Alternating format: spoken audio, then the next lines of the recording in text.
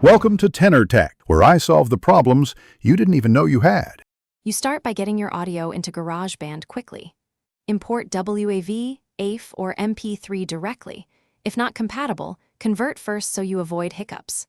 Once done, create an audio or empty project and drag the file into the tracks area or use File Import Audio. This embeds the clip on a new track. Make sure the track is set to the correct input/output and that monitoring is off unless you need to hear live input, which prevents feedback while you edit. Next, you align and refine the clip so it fits your project musically. Enable Snap to Grid for bar-accurate placement, then trim using the scissors tool or drag region edges to remove silence or tighten timing. Once placed, use Flex Time to nudge transients or change project BPM to match the audio. This preserves pitch when done correctly.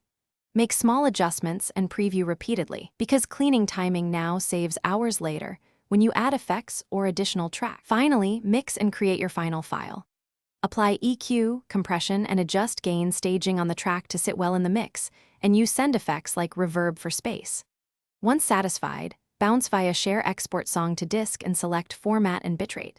If you run into problems, such as audio dropout or warping, check the file and project sample rates, reduce buffer-heavy plugins, or freeze tracks to lower CPU load. This troubleshooting step fixes most export and playback issues quickly. Thanks for watching. Subscribe to keep your life in tune.